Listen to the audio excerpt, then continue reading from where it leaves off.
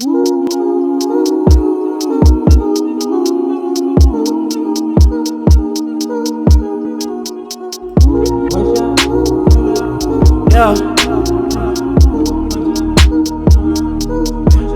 I've got this feeling, gotta get to you, and I'm.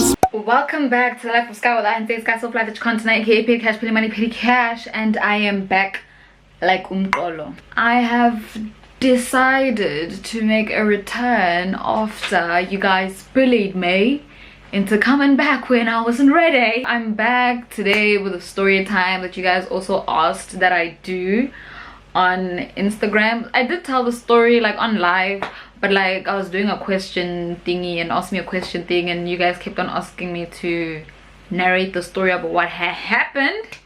Okay, so I'm here to do that.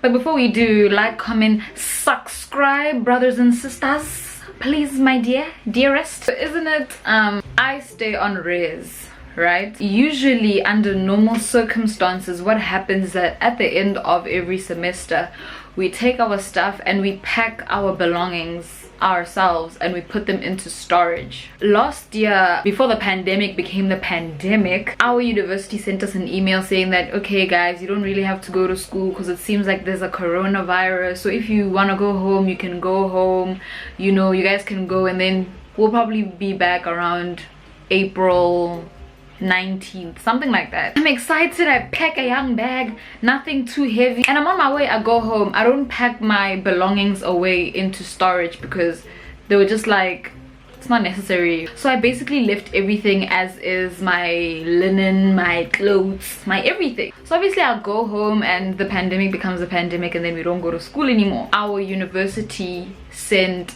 a storage company to go and pack our belongings on our behalf, because isn't it under normal circumstances you would go and pack your stuff into storage yourself?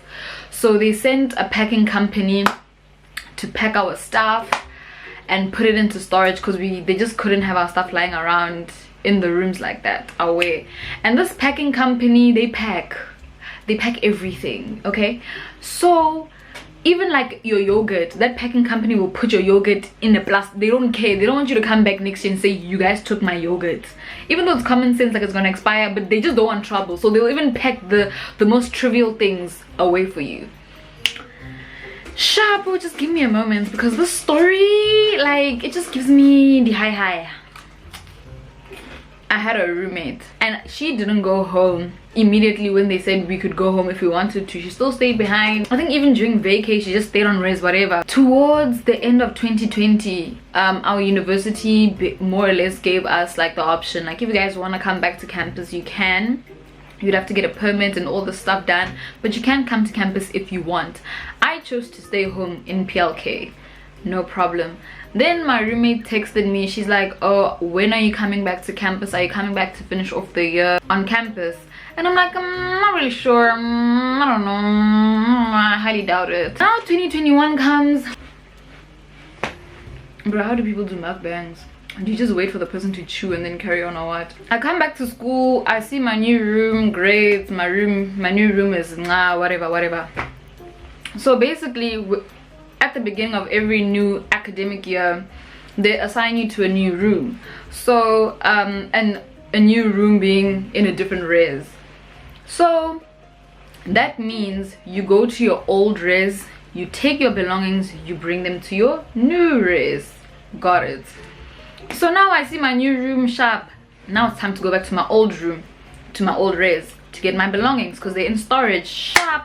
I get there, I ask for them to open the storage, and there's two storage rooms. I look in the first storage room, none of my belongings are there. Okay.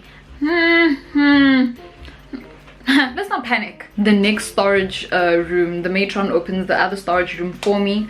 I look for my belongings and they're there. I find my fridge great, it's good, it's nice. I'm looking for my microwave. I can't find my microwave, and I kind of came a bit late, not late, but like a bit late into the semester, so a lot of people have taken their belongings and there's just a few belongings left. So I'm like, there's absolutely none of my belongings in the first storage room. This storage room is clearly where all my belongings are, because that's how the packing company packs your stuff. Like, they pack literally all your belongings in one set place. They packed all my clothes and everything and different stuff into these these see-through big plastics.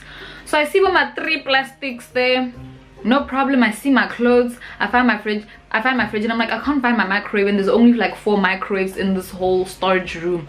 I'm starting to be angry, because I'm like, somebody, hey, is trying me.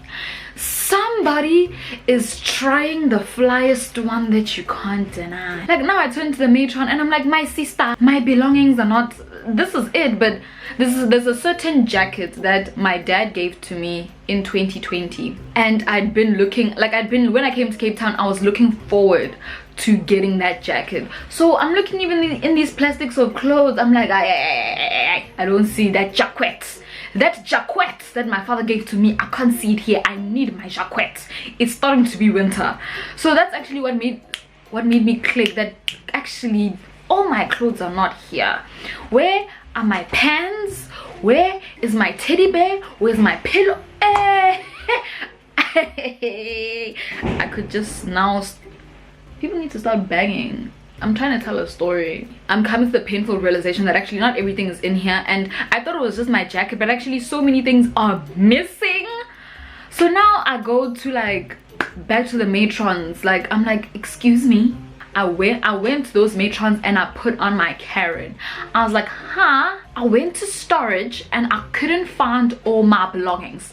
I don't know where my microwave is. I don't know where my pillow is. I can't find my teddy bear. I can't find my linen, etc, etc.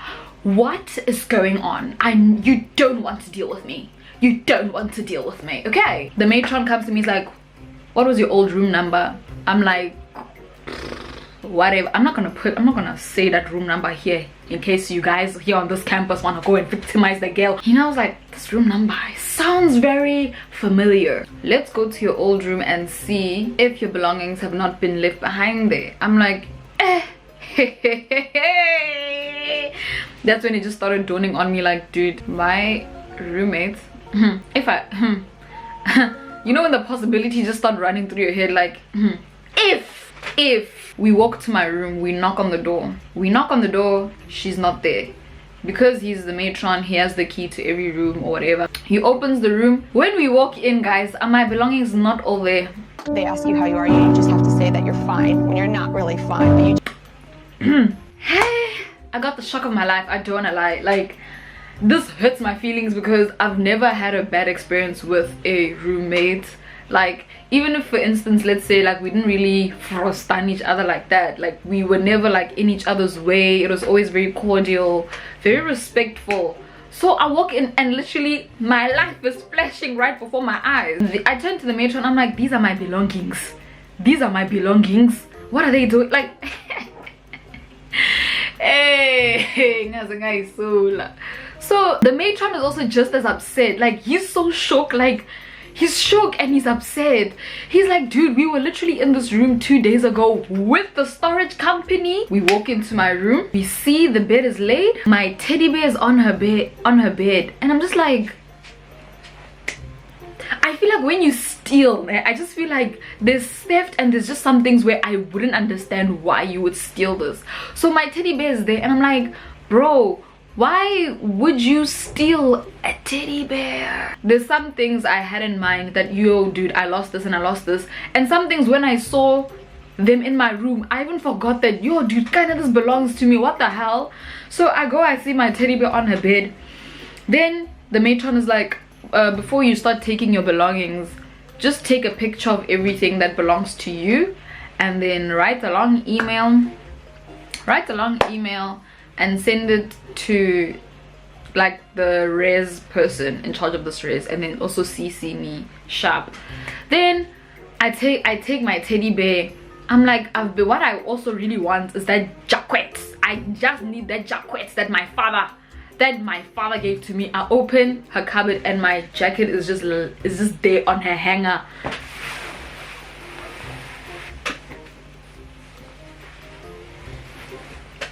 A very beautiful and warm and long puffer jacket. Do you understand how expensive? Do you understand how expensive this is? If the moment you steal someone's clothes, now I'm just suspecting witchcraft. I look under her bed, there's my laundry basket. I'm like, famo. Also, a laundry basket isn't necessarily something that like you would need to have. Like, you can just put your dirty laundry. I've seen some people do this. Some people just put their dirty laundry like in a duffel bag or something, and then they take it to the laundry and they wash it, and then like it's not that hectic thing that you'd say that you need. So I'm like, dude, why would you take my laundry basket? Like, sharp, my microwave is there. Hey, hey, hey, hey. The plot is Faith Nketsi. The plot is Nicki Minaj. The plot is thicker than Motepa wa Mabani. Like, I you know that I cannot believe my, like, hey, yo, the thing is that I just keep, when I'm narrating the story, I just keep on seeing myself in that moment and triggered. I look at the table. I had a pink tablecloth. I had a pink tablecloth and it was there, and I saw that she was like my desk. She had just made it her party thing. Like, they spilled on my tablecloth.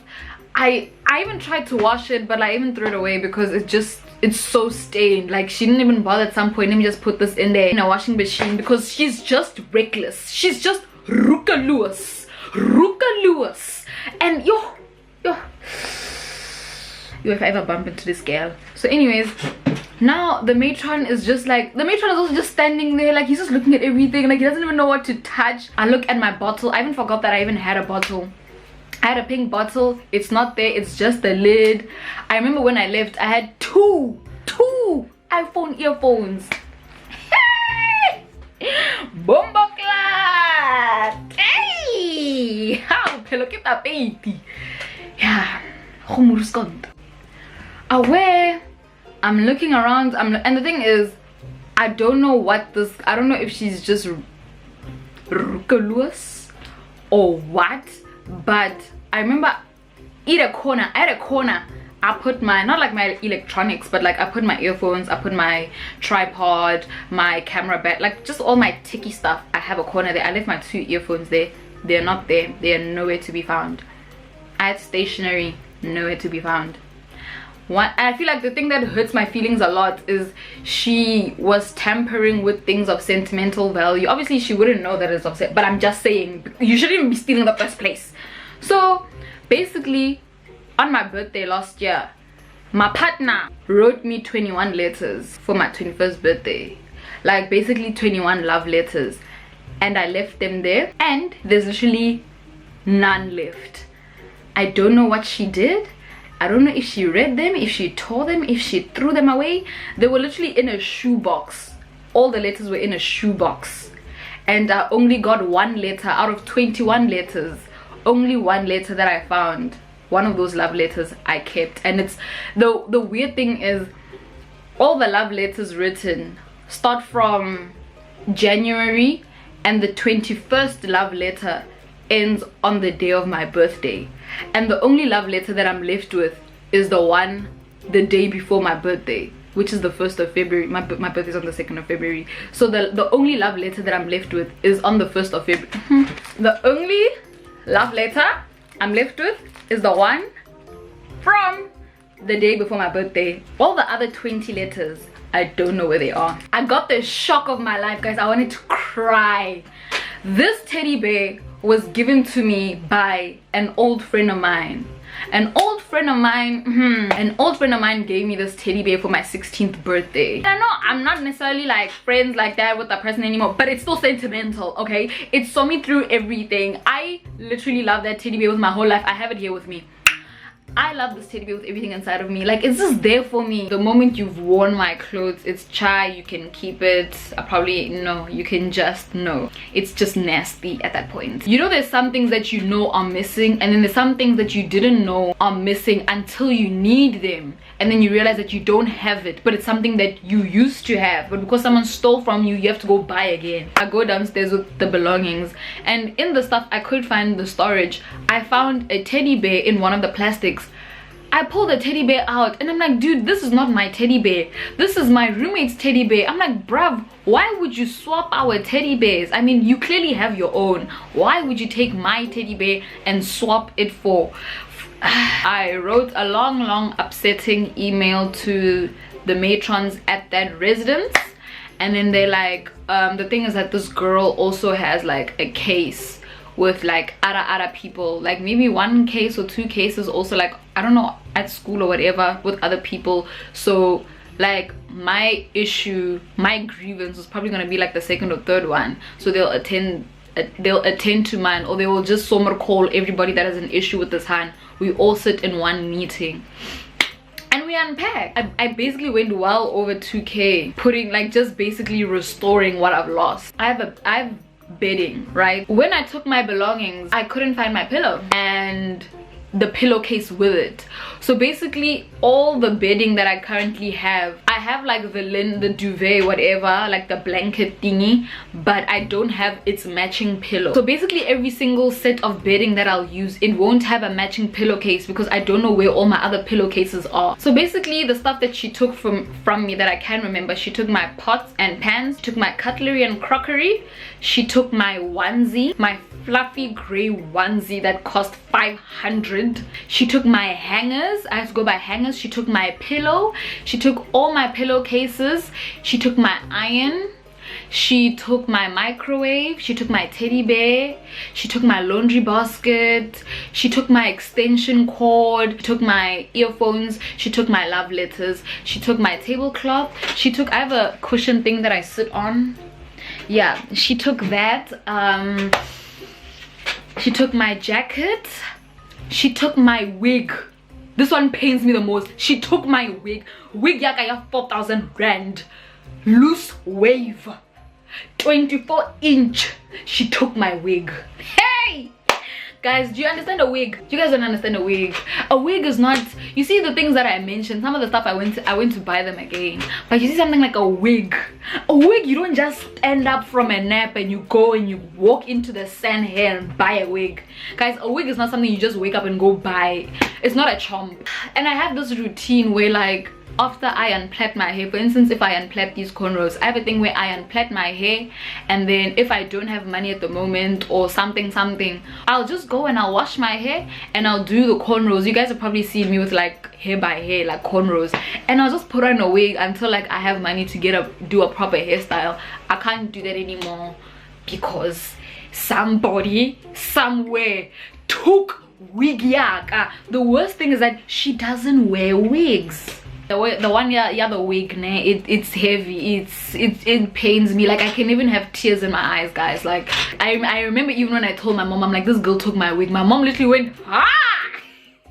My parents are just like, witchcraft. The plot thickens. I get a call from the matron from my old res. Sharp. We spoke to your roommate and she claims that you took her microwave. I took her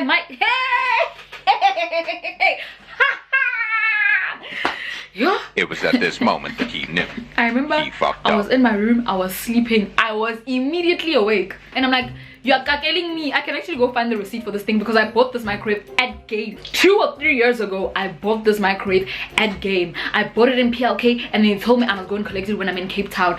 I literally called my mom and I was like, please go to Game, go to the receipt. My mom also sends an email CCing the matrons at that res. She sends a long email. She even attaches the proof that she bought the microwave.